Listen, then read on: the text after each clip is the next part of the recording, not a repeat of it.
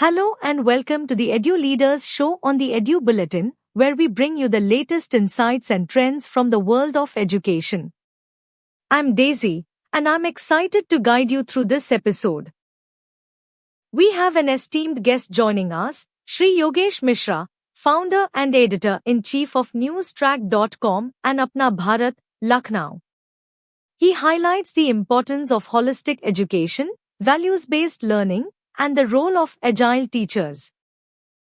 Now, let's move directly into our interview.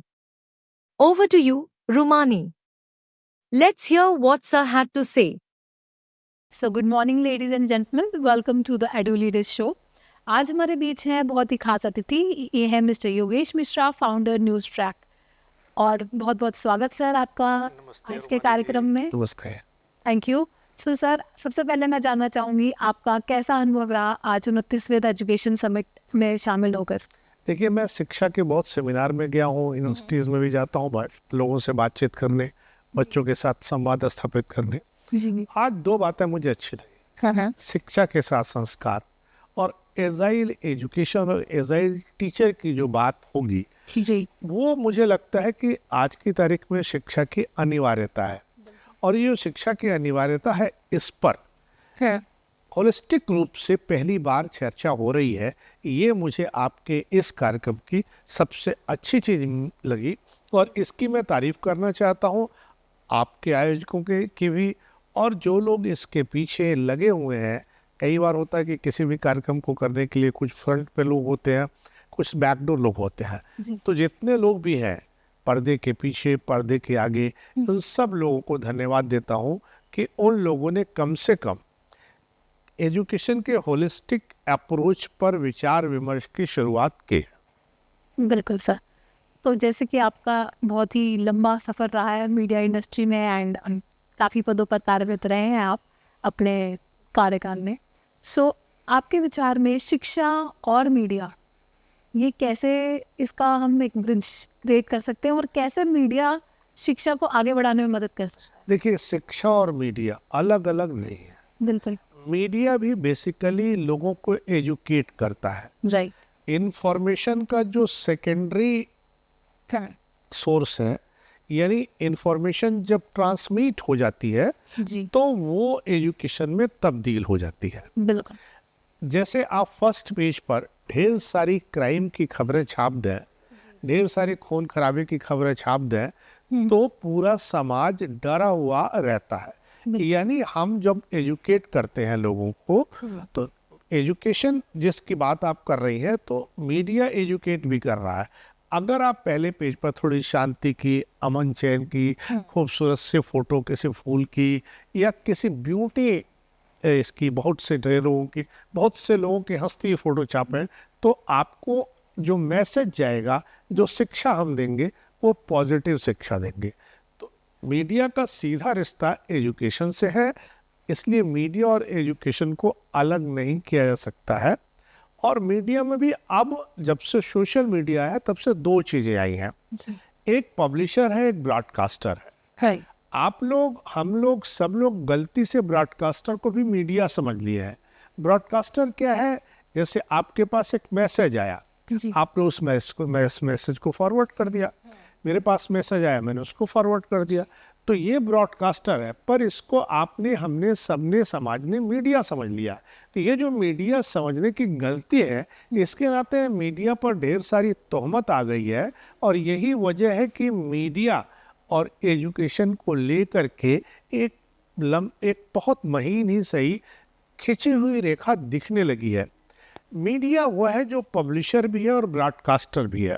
सिर्फ broadcaster media नहीं है, क्योंकि ब्रॉडकास्टर का कोई एथिक्स नहीं है, कोई रूल नहीं है, कोई रेगुलेशंस नहीं है, कोई कमिटमेंट नहीं है। तो उसे फॉरवर्ड करने की एक अथॉरिटी है, या एक पर्सन है, समझ लीजिए। मशीन भी हो सकती है, जैसे आप अपने व्हाट्सएप में लगा दीजिए कि 400 मैसेज आएंगे और 400 मैसेज को आप कैसे फॉरवर्ड कर दिया जाए, तो कोई भी कर सकता है। तो मीडिया को समझने के लिए और मीडिया और एजुकेशन के रिश्तों को समझने के लिए सबसे ज़रूरी ये होता है कि आप ब्रॉडकास्टर और पब्लिशर के बीच के अंतर को समझें।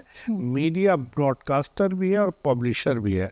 पब्लिशर के लेवल पर उसके तमाम तरह के नियम कानून, तमाम तरह की उसके एथिक्स है, जी। जो इंटरनल एथिक्स है वो फॉलो करना पड़ता है। ब्रॉडकास्टर के तौर पे वो चीज़ों को भेज देती है। तो जब तक आप ब्रॉडकास्टर और पब्लिशर के बीच के अंतर को नहीं समझेंगे तब तक मीडिया और एजुकेशन के रिश्तों में जो निकटता है उसे समझना मुश्किल हो जाएगा। बिल्कुल सही कहा सर आपने। तो मेरा दूसरा सवाल आपसे रहेगा कि जैसे आजकल एक चीज़ को सेंसेशनाइज कर देते हैं, एक होवा क्रिएट हो जाता है, एक बहुत ज़्यादा भेड़ चाल चल रही है कि अच्छा सबसे पहले हम न्यूज़ देंगे, सबसे पहले ये होगा वो होगा। तो उस दौर में न्यूज़ ट्रैक जैसे प्लेटफॉर्म की क्या भूमिका है एंड आप उसके ज़रिए क्या अचीव करना चाहते हैं? देखिए, अभी जो हमें पूरे समाज में मीडिया दिख रहा है जी वो सिर्फ दो तरह का मीडिया है। एक मीडिया सरकार की तारीफ करने का, जी दूसरा मीडिया सरकार की सिर्फ आलोचना करने का। जी ऐसा भी नहीं हो सकता कि कोई सरकार 10-12 साल जीत करके आए जनता से, क्योंकि लोकतंत्र तो हमारे यहाँ है, वो सरकार एक भी अच्छा काम ना करे। तो एक मीडिया है वो जो लगातार अच्छी बातें खराब बातें कर रहा सरकार के लिए। और ऐसा भी बिल्कुल संभव नहीं है कि कोई सरकार 10 साल तक सिर्फ राम राज्य का ही काम करती चले। सरकारें गलती भी करती हैं, वो गलती कई बार जनता के नाते होती है, कई बार उनके नाते होती है, कई बार पॉलिसीज के नाते होती है, कई बार प्रेशर्स के नाते होती है, कई बार गलत कमिटमेंट्स के नाते होती है। जो भी कारण रहा हो या जो भी कारण हो, तो ऐसा भी नहीं हो सकता कि पूरी की पूरी सरकार अच्छा काम कर रहा है। हम न्यूज़ ट्रैक में इनके बीच के एक रास्ते को लेकर के चल रहा है। जब सरकार अच्छा काम करती है तो हम खूब तारीफ करते हैं, जब सरकार खराब काम करती है तो हम खूब आलोचना करते हैं। यही वजह है कि अभी जो मीडिया सेक्टर है, जो मीडिया सेक्ट है, उसमें इस तरह की खबरों या इस तरह के मीडिया हाउस की कोई ज़रूरत नहीं है, क्योंकि मीडिया हाउस पूरी तरह दो भागों में बटा हुआ है। हम दोनों में कहीं नहीं है। इसके बाद भी हम ये अच्छी बात कहते हैं, पाठकों का धन्यवाद करते हैं और उन लोगों का जो लोग अभी भी बीच की चीज़ें सोचते हैं कि हम यूपी में तीसरे नंबर के मीडिया हाउस माने जाते हैं। ये बात हमने नहीं कही है, ये बात देश के एक सबसे बड़े मीडिया हाउस आज तक ने कही है कि उन्होंने अपने सर्वे में, अपने ट्वीट पर कहा है कि तीसरे नंबर पर न्यूज़ ट्रैक है। तो हम बीच के रास्ते को लेके चलते हैं। यही कारण है कि कभी हम सरकार हमसे बहुत खुश हो जाती है और कभी हमसे बहुत नाराज हो जाती है। बिल्कुल बिल्कुल, सच्चाई की राह कठिन जरूर है, लेकिन यही राह नहीं, ऐसा नहीं है। सच्चाई की राह कठिन बिल्कुल नहीं है। शर्त ये है कि आप सचमुच सच्चाई के रास्ते पर हो। देखिए, मैंने बहुत जगह काम किया है, कोई ऐसा बड़ा अपराधी नहीं जिसके मैंने इंटरव्यू न किया हो। 2-3 बड़े नेताओं को छोड़ दिए, मैंने कोई ऐसा नहीं जिसका इंटरव्यू न किया हो। नरेंद्र मोदी जी का भी इंटरव्यू किया है। हर मुझसे ना तो किसी आदमी ने सवाल दिए हैं और ना किसी खबर पर कोई मुझसे नाराज हुआ है। कारण क्या है कि लोग जानते हैं कि उसके पीछे मेरा कोई गेम प्लान नहीं है। कई बार हमारी समझ में गलती हो सकती है, पर गेम प्लान नहीं है। जो लोग सच्चाई को पीटने का रोना रोते हैं, उनके पीछे गेम प्लान होता है। और गेम प्लान होगा तो गेम प्लान जितना आप समझते हैं उतना ही सब लोग समझते हैं, क्योंकि एक ट्रांसपेरेंट एरा है। इसमें सारी चीज़ें बहुत साफ सुथरे लोगों के सामने लेट लतीफ़ आ ही जाती हैं। तो जो सच्चाई का रोना रो है, वो समझिए कि गेम प्लान उसका खुल गया है। हमें तो 30-31 साल इस फील्ड में हो गया, आज तक किसी ने फ़ोन करके ना तो धमकाया, ना कोई सर से नीचे किसी ने बात की, ना मुझे कोई परेशानी हुई। और शायद ही कोई ऐसा आदमी होगा बड़ा जिसके खिलाफ मैंने खबरें न की।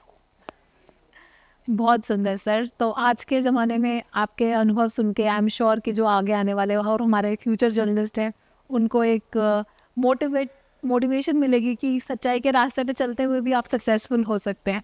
सो thank you so much sir for being here and blessing us with your kind words. धन्यवाद Rohan. Thank you. Thank you. Thank you for joining us for this enlightening discussion. We hope you found it as insightful and inspiring as we did.